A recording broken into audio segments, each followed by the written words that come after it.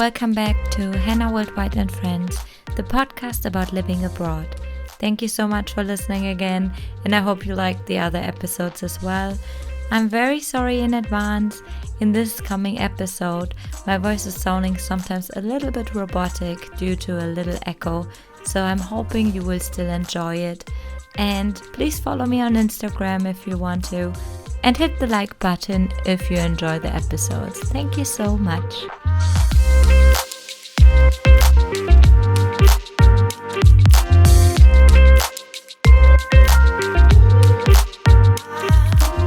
Hi everyone, please welcome with me David Zhang. David grew up in China and left his country to explore Singapore. He then decided to come to New Zealand in 2011 and stayed here ever since. David is a hardworking civil engineer and has built a great life in his new chosen home. Hi David. Hey, how's it going? Thank you for coming and taking your time. So, my pleasure. Thanks. So, can you tell us a little bit about how you ended up being in New Zealand, but first of all, how it started? What made you leave your home country, China?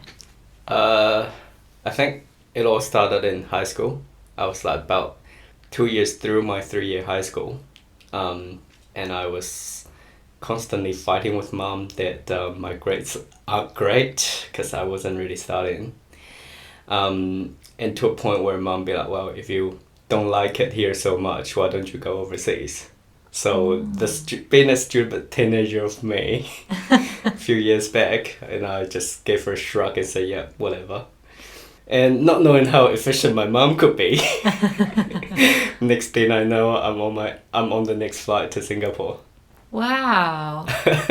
So would you say your mom chose Singapore for you, or was it at the end still your choice to go to Singapore?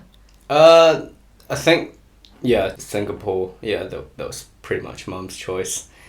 To be honest, UK was the first option, but I ended up in Singapore back in 2009, I think. That's when I first went there, or 10.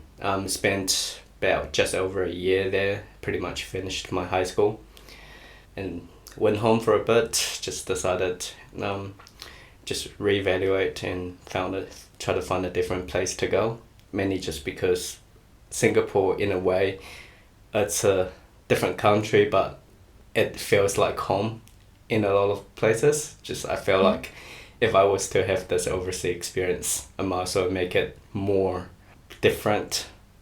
Yeah. So then considered about a few different places, and then New Zealand became the option. Do you mind telling us what the main reasons for you were, or what the points were to look for? Like you said, a couple of different countries were on your list you were considering, but at the end it became New Zealand. Do you remember what the points were? I think I suppose it's first thing is to a country that's more English speaking dominant country. Yeah. And then somewhere slightly further away from home. So I suppose maybe Canada or Australia or New Zealand. But to be honest, I can't really remember why exactly New Zealand at the end, but I think ended up working out pretty well. Looks like it. How was your English at that time when you actually decided to go overseas to New Zealand? I know that in Singapore people are speaking English, but also speaking. They speak Chinese as right. Chinese. Well, English is their official language. Yeah. But Chinese is their mother tongue. That's what they call it, the mother tongue. So, the English wise was okay-ish. Yeah. Well, I suppose it's I ended up having friends that speaks English, and then I might have just created an environment that sort of forced me in a way that to use the language to communicate, and it just becomes easy after a while. Yeah. So yeah. So and then when I got here, it was mostly the people I meet or people I met and people or friends I met are mostly not speaking Chinese or Mandarin. So Yeah. it just makes speaking English the second nature. And yeah, I suppose the terrible part of it is that sometimes you do lose a bit of your mother tongue, Yeah. which is a bit of a tragedy. Yeah. So have you noticed when you speak Mandarin that you are missing some words or you are not as quick as you would usually be? It's a combination of both. It's that when you speak, you construct the words or construct the sentence differently. Yeah. And you lose words, and then you like in your head you know exactly what that word is in English, but like you just can't find it in Chinese. Yeah. And well, I suppose having a partner of mine that who pretty much speaks English and Mandarin at the same time, I can just switch between the languages. It makes it doesn't it's very easy for me to just switch languages or mix things up a little bit and she understands exactly what I'm saying. But Yeah. it's more difficult when you try to speak to someone who only speak in one language and that starts and I start to stutter a little Switch. bit. Yeah. And sometimes they'll look at me and be like, what the hell are you saying? Like you sort of every single word you say makes sense, but when you put it together it just doesn't mean as much. Yeah. Honestly, I know exactly what you are talking about because it happens to me even with German. And sometimes Nick looks at me and is like, I don't believe that exists in English. I have no idea what you just said. And for me, it's the same sentence structure like in German, but it doesn't really exist. But I say it with such a confidence because I totally believe that's the right thing to say. Confidence is the key, sister. Yeah. And also I can totally relate to having problems finding words. So when I go overseas back to visit my family, then after a while I struggle to come back to New Zealand and then speak English without any stuttering.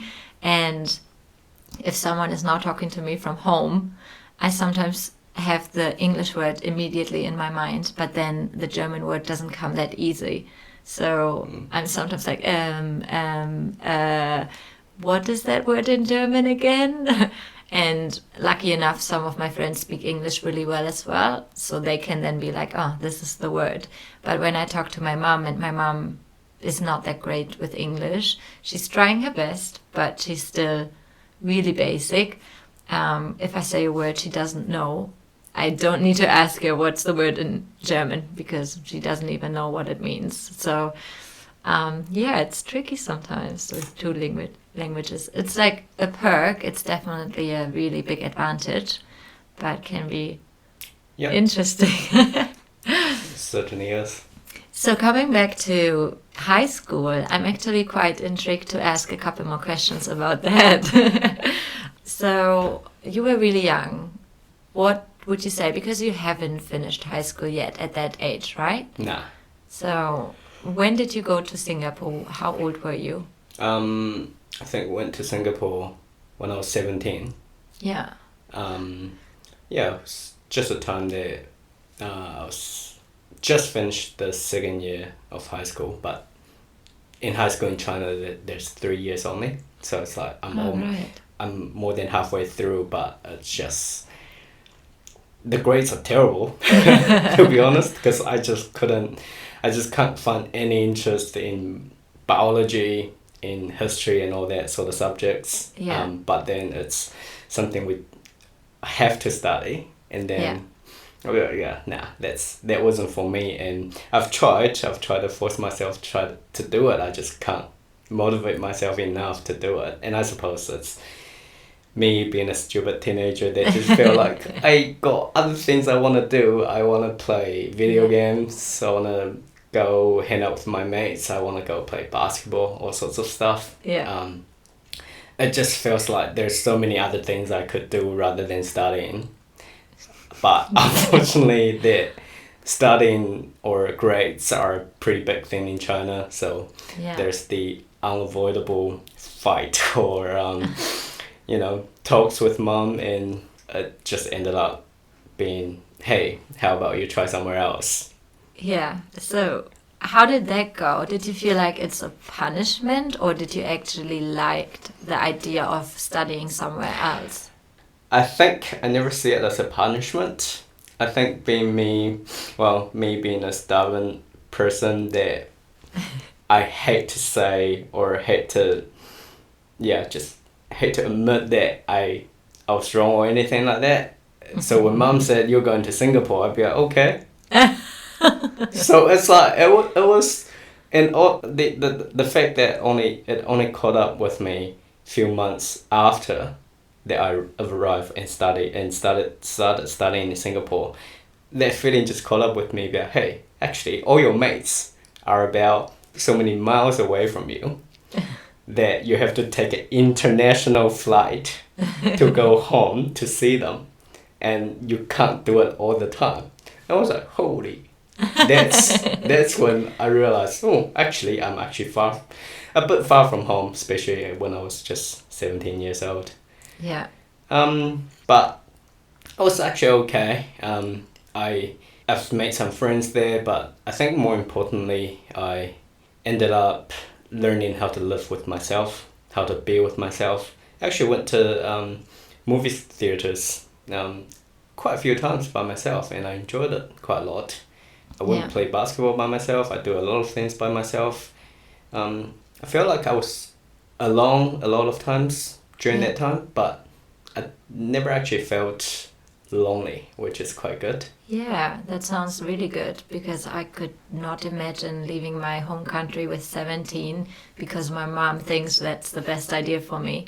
And then I would miss my friends so much, and the moment when I realized they are so far away, I would probably have like a little mental breakdown and would cry and would be like, Mommy, please let me come back home.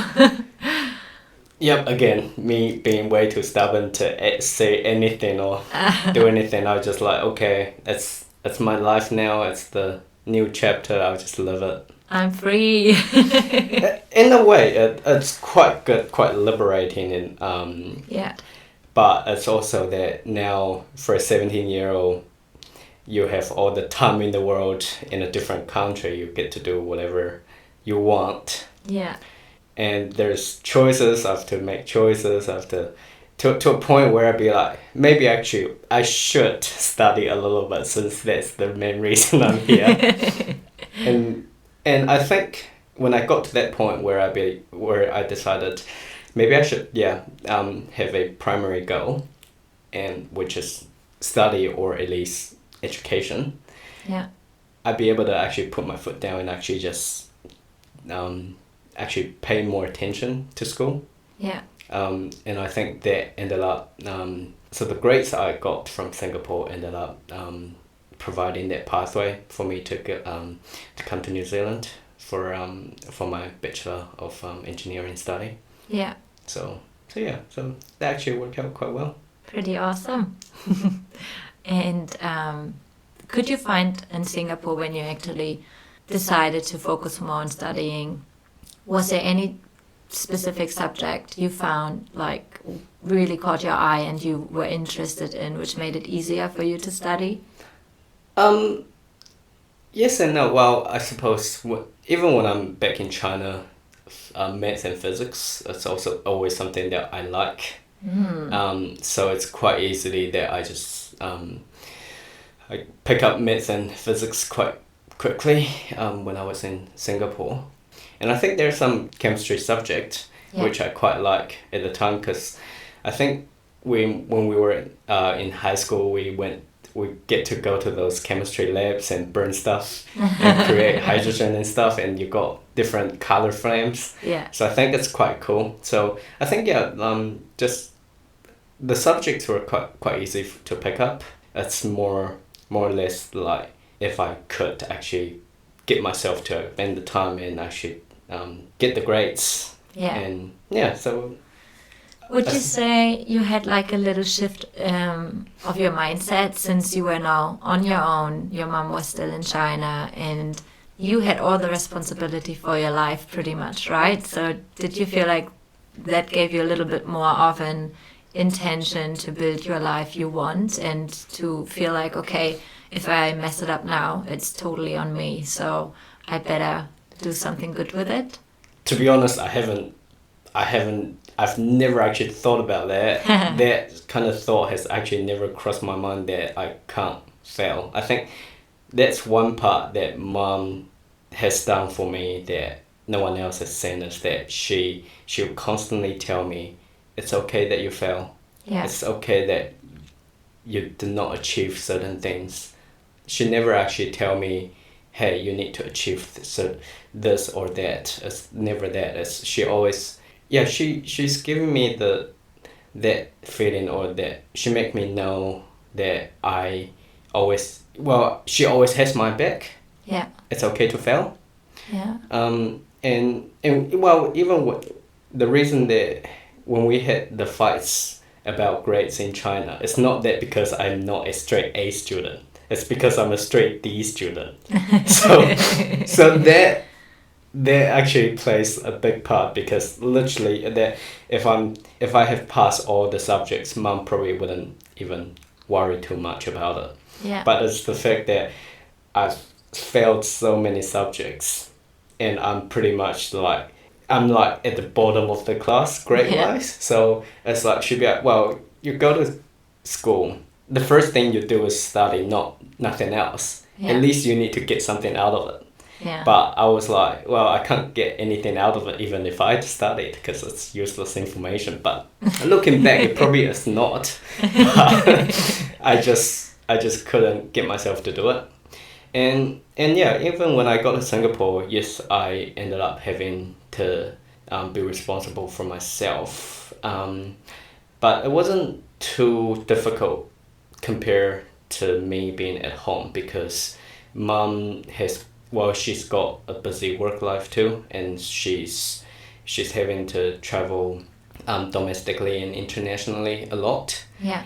So I either stay with grandma, or sometimes I just stay at home by myself, which I had to take care of myself anyway. Yeah. So it's like, it's not so much of a shift, but it's more of a shift that I'm doing it in a different place rather than at home. So that, I suppose, is the biggest change. Yeah. Yeah. So it kind of was successful, and your mom sounds like a pretty great woman.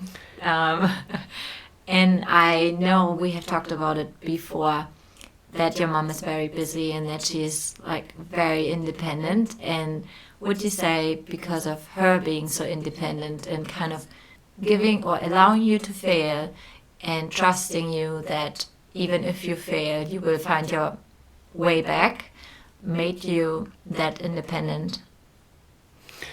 I think the biggest part of her independence, I think the biggest part is that she demonstrates how to be independent for me, rather than tell me that I have to be independent. So I've spent a lot of time with her when I was younger, and then I've actually spent a lot of time with her on the road, going on business trips. I go to some of those ceramic factories with her, and I was her QA for a while. So even though I was young, but she was showing me how to be independent, how to travel to different places and take care of yourself at the same time. So it all just feels very natural for me, the whole travel and live somewhere else.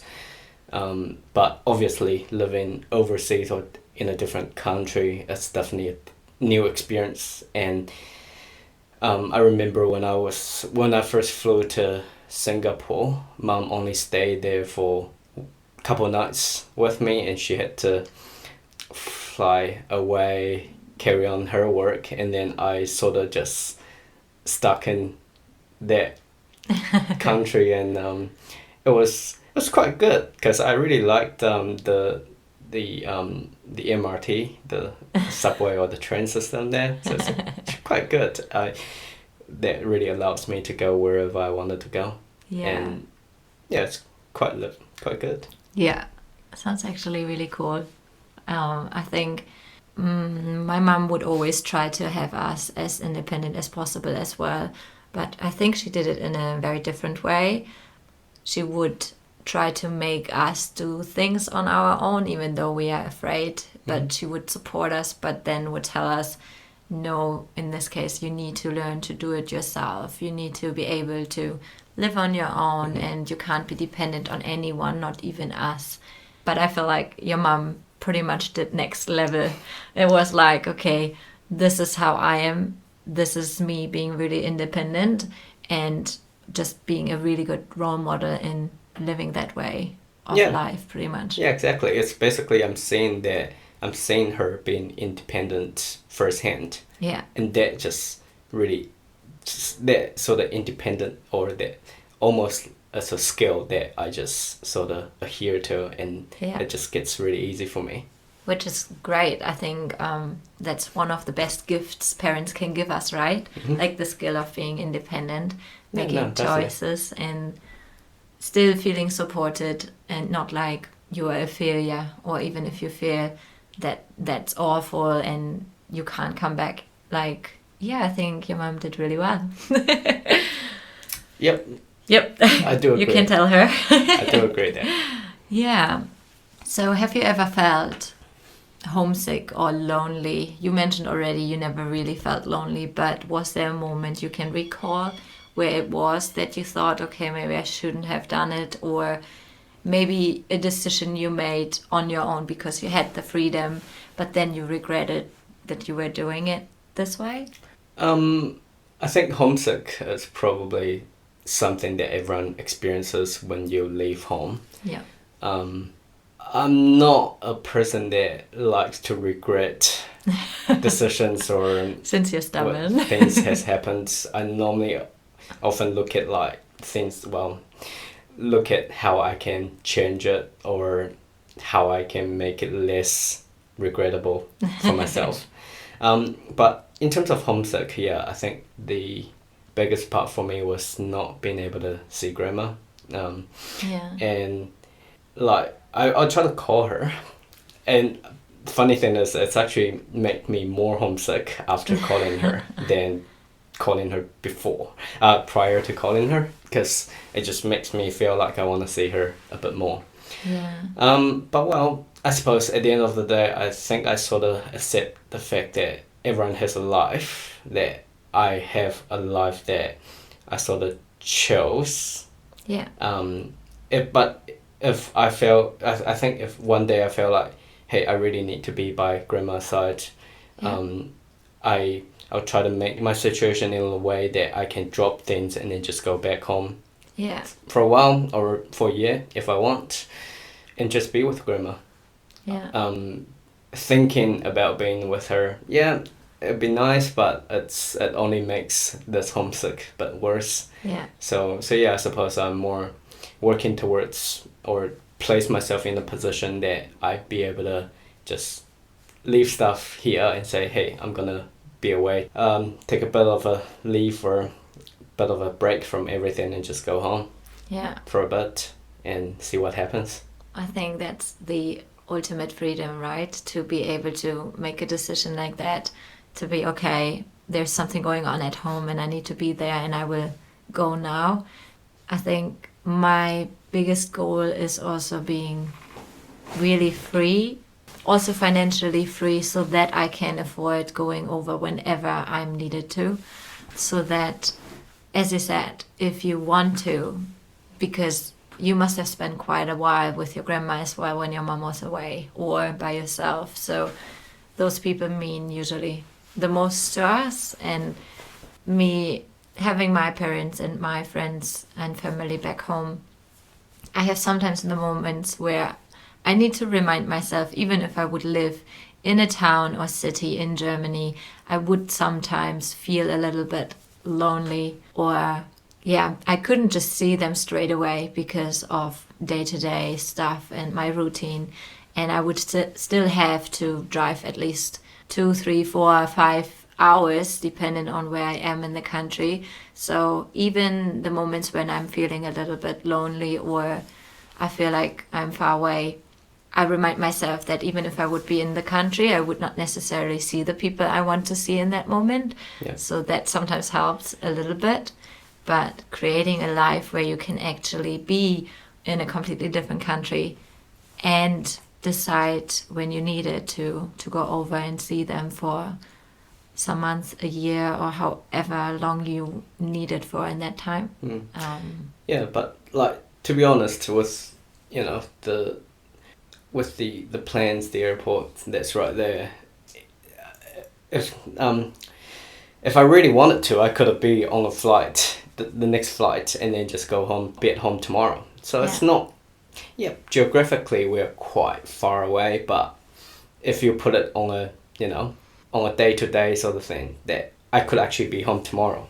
Yeah. It's not that far away, because I know that there's other people that have to travel for more than 2 days to get home. So I think I consider myself quite lucky, and that I can actually really just be home tomorrow. Yeah. So it's not that there's no choice at all.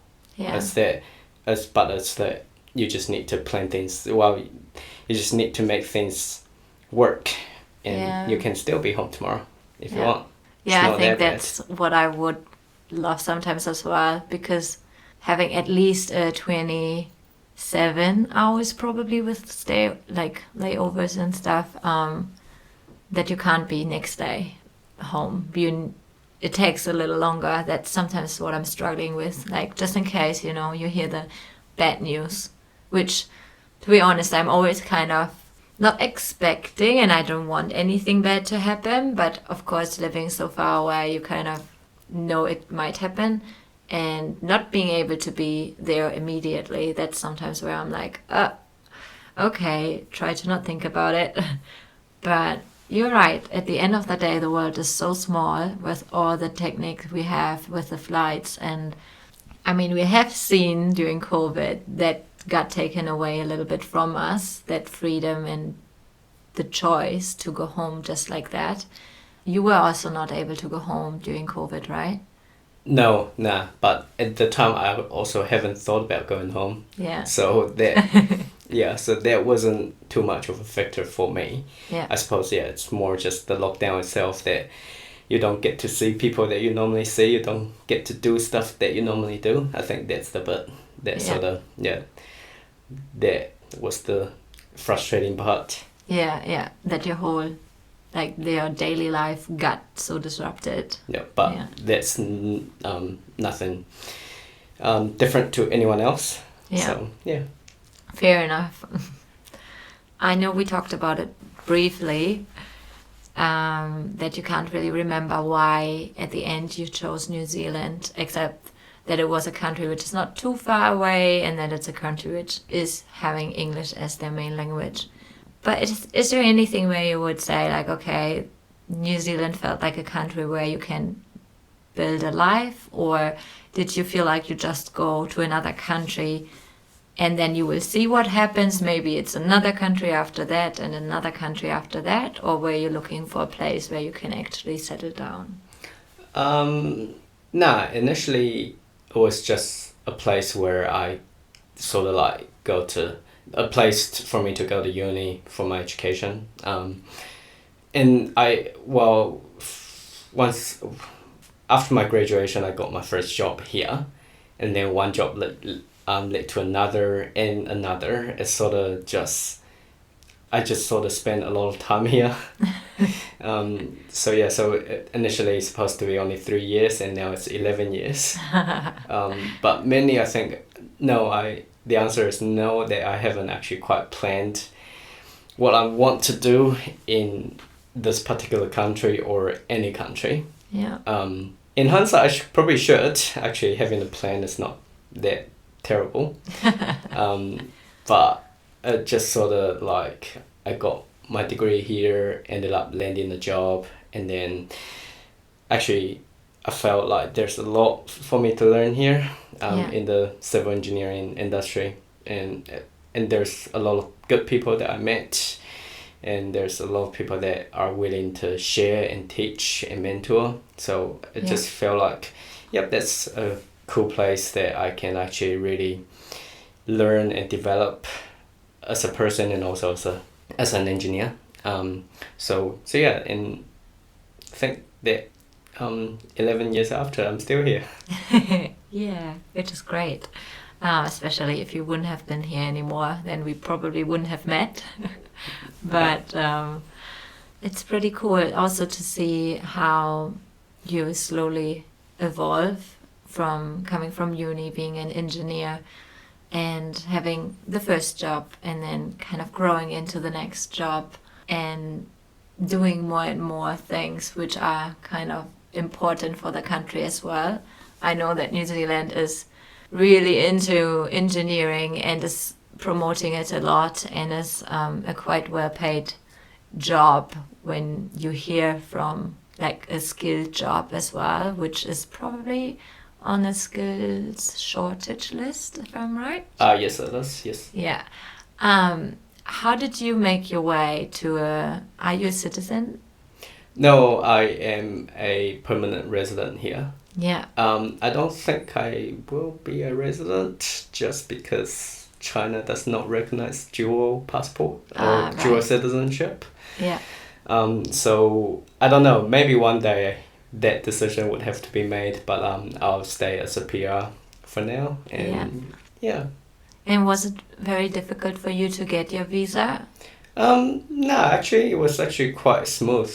I think I got my residency about a year or year and a half after I landed my first job. Yeah. So maybe I was a bit lucky at the time.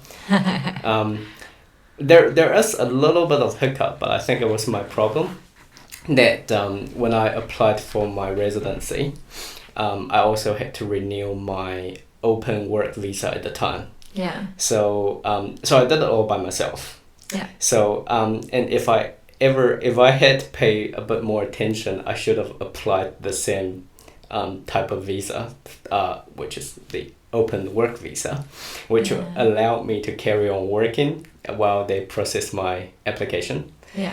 So I think I ended up applying for a different type of visa, and then they didn't process my application in time. So they granted me an interim visa that with a condition that I couldn't work during that time. Oh. So but I think that's my mistake. So I ended up, I think it was a few years back in May, the whole month I couldn't work. Yeah. But I ended up going to uni with my partner. Yeah. I went to so many different business lectures, which and then no one really cared that I was there. It was a big classroom, it was a big lecture room, and then I just sit there, just listened and had fun, and nice. And sort of like feel like, oh, I'm working now, but I got like a bit of time off going back to uni, and it feels actually quite good. But that's the only hiccup I had. Yeah.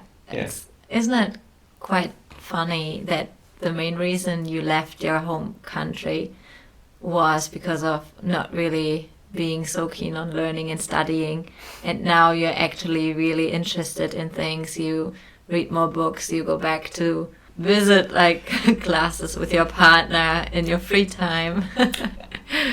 Yeah, I think I might have to admit that Mum might be right. So.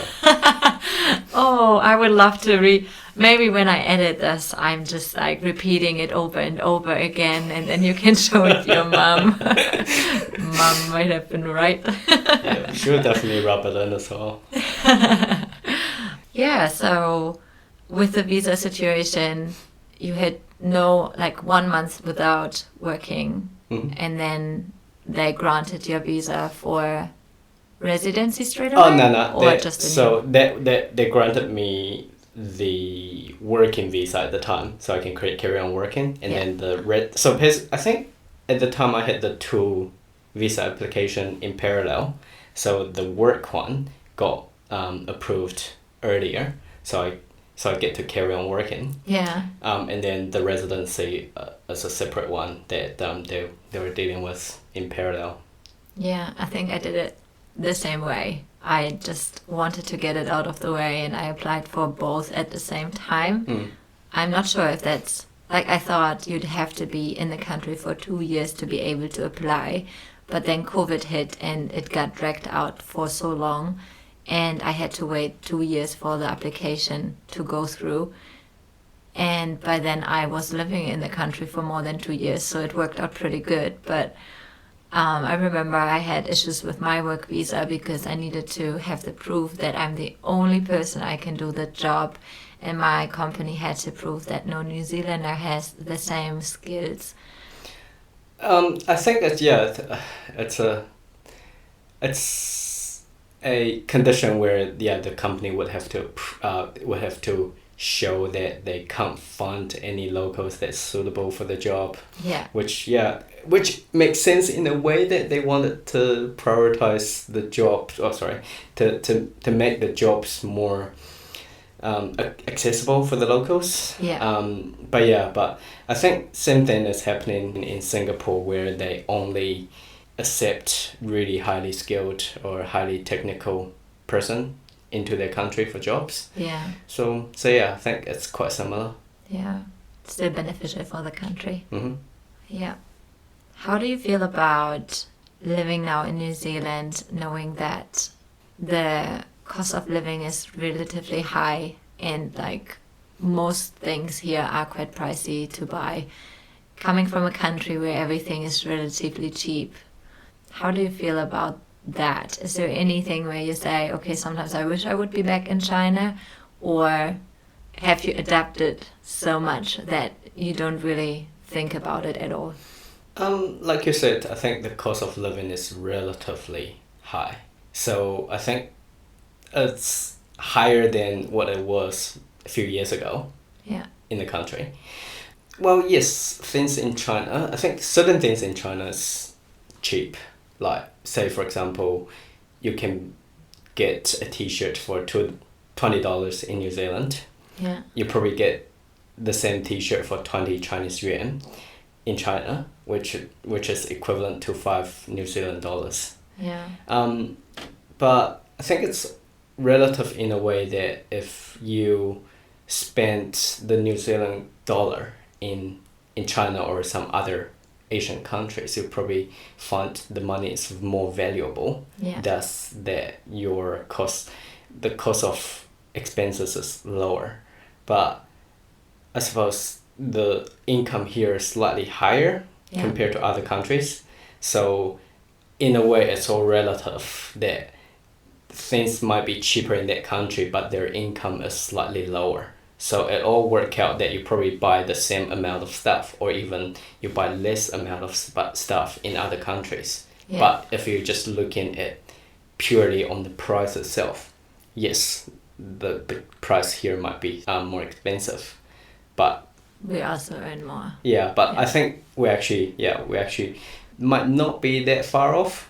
But but obviously, like, it's really all depends on what kind of, if there's any specifics that you're talking about. Because I remember last time when I went back home, about 4 or 5 years ago, the cost of a cup of coffee is 50 something yuan, which is equivalent to like more than $10 in New Zealand. So not quite right. It's not that cheap there. Yeah. So overall, I think it's not that bad. Yeah. And maybe I just don't spend as much money as everyone else does. But I think the basics though in New Zealand, like the coffee, the drinks, the food, you can get like white bread for $1. Yeah. From the supermarket, you can get cheap stuff, or I mean, like, food wise and clothing wise, you can get stuff at a low cost. So the basics you are pretty much covered. Yeah. But it's really I suppose depends on the individual, that what you would like to purchase. You might end up having to pay a bit more money, but I think the challenge of being in a country that's so geographically remote from most part of the world. Yeah. You know, the shipping, everything. Comes with the cost. Yeah, the suppliers always have to end up adding a bit more overheads to it, which end up being a higher cost, which is, I suppose, understandable. Yeah. But that's my thoughts. Yeah, thank you. Is there anything you would like to share with us before we jump into the last quick 3 questions? What are the quick 3 questions, though? The quick 3 questions are always at the end of the show and are just allowing you to answer in 1 word or 1 sentence, so that it's really just your first thought. Right. Things to share. I think overall I find I'm actually quite fortunate being in a country, having a job that I actually quite like, and doing a lot of things that I have passions for, and then having made a lot of friends that's close and that I can spend time and just hang out with, which is, I think it's quite good. Yeah. But nothing else in particular that I feel like to share. To your mind. No, yeah. Okay, then let's jump into the quick 3, shall we? Mm-hmm. Number 1, if you would have to leave New Zealand, where would you go? I will actually think about, like, today, right now, Germany. Ooh. The reason being, so I always find German engineering fascinating. Yeah. So if I could go to Germany and work in a engineering company, I think that would be quite cool. Yeah. And second of it is the German being so close to other European countries like Italy, France. Yeah. I think that's just easy access. Like, if I want to just go visit the country over the weekends and whatnot, I can do it. Yeah. And so just thinking of it, Germany might actually be a pretty cool choice. That's interesting. And would you be afraid of the new language? Oh, shit, I haven't thought about that. So maybe not then.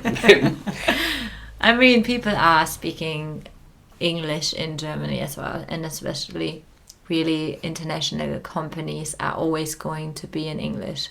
So I think great engineering companies will have English-speaking people as well. If that could work, I think I definitely can, and that shows you how much planning I do in my own life. I do plan ahead in my job, but like my own life, not so much. One day after the other. Yep, not so very organized in a way. Well, Germany, I hear for the first time, so that's pretty cool. Okay, number 2. What do you miss the most from home, China? Honestly, grandma, to be honest. That, because family-wise, mum and auntie, they can come over and visit. Yeah. Grandma doesn't like flights. She doesn't like travel in general, so she gets car sick, airplane sick, all sorts. So she doesn't feel like traveling. So when I'm here, I can't really see her. Yeah. It's really that grandma. Easy, grandma. Yeah. And the last one is, what do you love the most about New Zealand?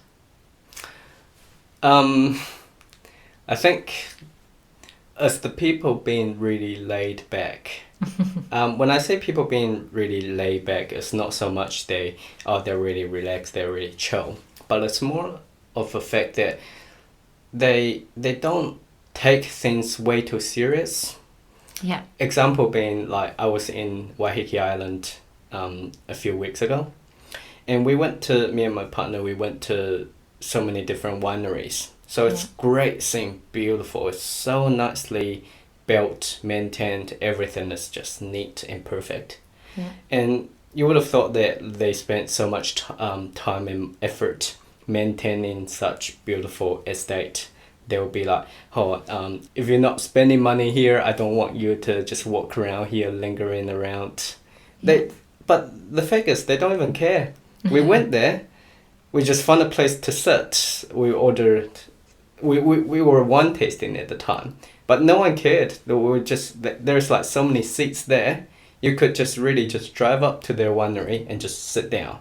Wow. And look at the sunset, and there's like ocean, sunset, everything. It's just great view, but no one really cared what were you there for. It's almost like, hey, there's a great place. There's full of great sceneries. Just go enjoy it. Yeah. Like, it's just amazing. Not like in other countries where it's like, okay, you are here on my my property and I'm selling, so if you don't buy, please go away. Yeah, it's not so much like, oh, you have to buy stuff, you have to do certain stuff, you have to spend at least this much money or whatever. It's like, hey, come and enjoy it. And if you want a glass of wine, just come into the shop and order one. It's so nice. Yeah. It's just like that's the part of the layback that I really like. Yeah. And at least I haven't seen it in any part of China that they do that. And I can't say so much about Singapore because I don't know if there's such thing. So yeah, I think out of experience, I would say you really need to meet someone special or a place which is really a family business and they really care about the people more than the business to kind of allow people to hang out and enjoy the view rather than selling, I think. Yeah. So I do get it. Yeah, I think it's a special feeling you get here in New Zealand where people are, it's hard to put in words, right? But it's people just are like, just open, friendly. Yeah, just go enjoy it. It's a great view. Yeah, nice. Thank you so much. Thank you for your time, David. It was great having you. Thanks for having me. And hopefully one day I will have you back on the show again. We'll see. And thank you everyone for listening. And I hope you all have a great day. And I hope I see you and hear you next time. Bye-bye. Bye.